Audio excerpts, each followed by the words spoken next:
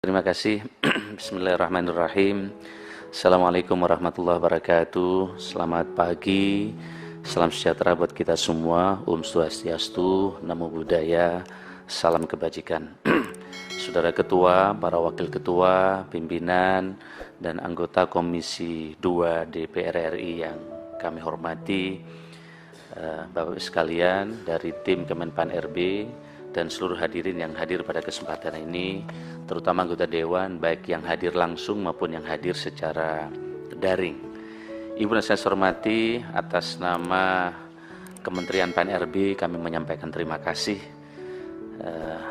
dan apresiasi kepada seluruh pimpinan dan anggota Komisi 2 DPR yang selalu memberikan dukungan terkait dengan penyelesaian terkait tenaga non-ASN. Sebelum kami melanjutkan ini, nanti Ibu Rini dan tim dari Kesekjenan mungkin perlu duduk, karena terkait dengan menghidupkan eselon 3 dan eselon 2 ini bisa tapi sangat terbatas, karena kalau dihidupkan akan jadi presiden di beberapa tempat lain, tapi nanti kekhususnya seperti apa, saya minta Ibu Nani dan tim untuk bisa duduk bersama dengan tim Kesekjenan. Ibu dan saya hormati, kami terus menyampaikan slide ini di mana kita bergerak untuk reformasi berdampak. Karena arahan Bapak Presiden bagaimana birokrasi ini bisa lebih lincah dan ke depan dampak ini menjadi penting. Oleh karena itu maka arahan Bapak Presiden ini terus menjadi slide kami yang kami sampaikan kepada teman-teman di berbagai daerah bahwa kita mesti bekerja yang berdampak.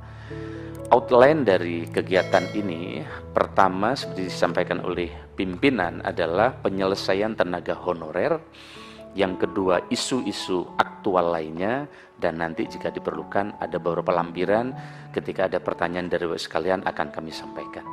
Pertama terkait dengan penyelesaian tenaga honorer.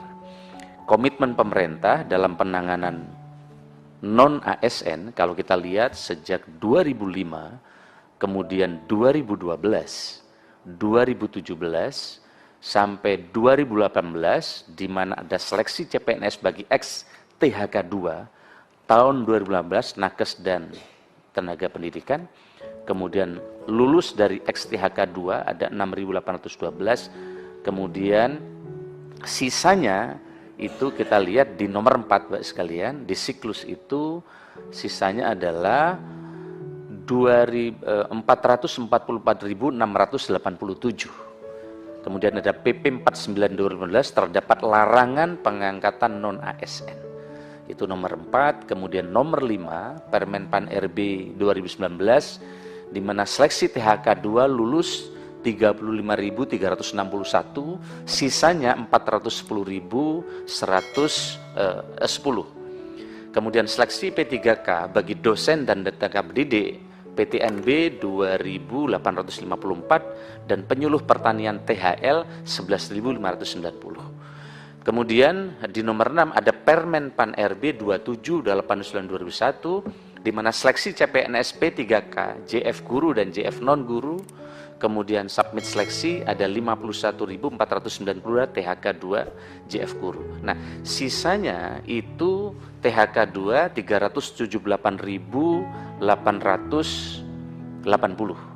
Ini dari BKN 10 September 22. Nah, Bapak sekalian kami hormati, kemudian nomor 7 ada SE Pan RB nomor 185/151/2022 di mana ada pendataan non-ASN.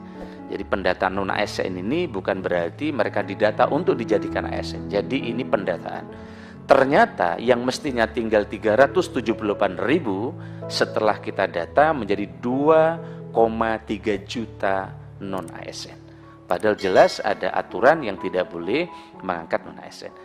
Bapak sekalian saya hormati, atas masukan dari pimpinan Dewan, dari pertemuan beberapa kali kemarin ada pertimbangan penyelesaian tenaga non-ASN, yaitu guiding principle berdasarkan masukan dari pimpinan dan stakeholder yang beberapa kali bertemu dengan kami. Pertama, prinsip kita harus menghindari PHK massal. Karena kalau undang-undang itu kita jalankan, seperti yang kami sampaikan, maka akan ada pemberhentian massal.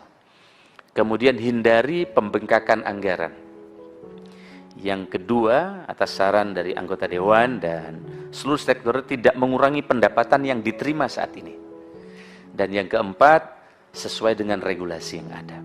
Sehingga tidak mengganggu pelaksanaan pemerintahan dan pelayanan publik, mendorong peningkatan kualitas dan profesionalisme SDM dan aparatur sipil negara, dan memberikan kesempatan kepada seluruh warga negara yang termasuk tenaga non-ASN dan ex-THK 2 untuk berkompetisi menjadi ASN. Bapak saya hormati, inilah dasar hukum tata kelola manajemen ASN, di mana Undang-Undang Nomor 5 Tahun 2015 tentang ASN, di PP Nomor 49 Tahun 2015 tentang manajemen pegawai pemerintah dengan perjanjian kerja atau P3K, di pasal 96 jelas bahwa PPK dan pejabat lain dilarang mengangkat pegawai non-PNS dan atau non-P3K untuk mengisi jabatan ASN. Jika tetap mengangkat akan dikenai sanksi sesuai dengan perundang-undangan. Pasal 99, pegawai non-PNS dan atau non-P3K masih dapat bekerja sampai dengan November 2023. Undang-undangnya jelas, mestinya tinggal 400.000, tapi naik menjadi 2,3 juta. Nah, Bapak saya hormati, inilah pemetaan tenaga non-ASN di lingkungan instansi pemerintah. Ada surat Permen Pan RB tanggal 30 Januari 2002 mengingatkan PPK instansi terkait melarang pengangkatan non-ASN dan memberikan arahan melakukan pemetaan, menghapus jenis kepegawaian, tenaga seperti pengemudi, kebersihan, security dilakukan outsource, menyusun langkah strategis penyelesaian non-ASN. Kemudian ada surat Menpan RB Juli 2022 memberikan arahan PPK instansi untuk melakukan pendataan non-ASN disertai dengan SPTJM disampaikan kepada aplikasi pendataan non-ASN bkn.go.id. Ini untuk pendataan non-ASN dimaksudkan agar pemetaan dan mengetahui jumlah pada instansi pusat dan daerah, bukan untuk pengangkatan menjadi ASN. Sekali lagi, pendataan bukan untuk pengangkatan menjadi ASN. Nah, Bapak sekalian, Pak Ketua, dapat kami laporkan inilah hasil pendataan tenaga non-ASN, Pak Ketua. Rincian tenaga non-ASN, jumlah tenaga non-ASN menjadi 2.360.723. Ex-THK 2 itu ada 180.128, non-ex-THK 2 ada 2.180.595, tenaga pendidik ada 730.462, tenaga kesehatan ada 205.299, penyuluh ada 74.000, teknis ada 610.000, tenaga administrasi kurang lebih 738.000. 131.193 jabatan tidak sesuai dengan syarat pada surat 1511, contoh pengemudi, kebersihan dan sebagainya.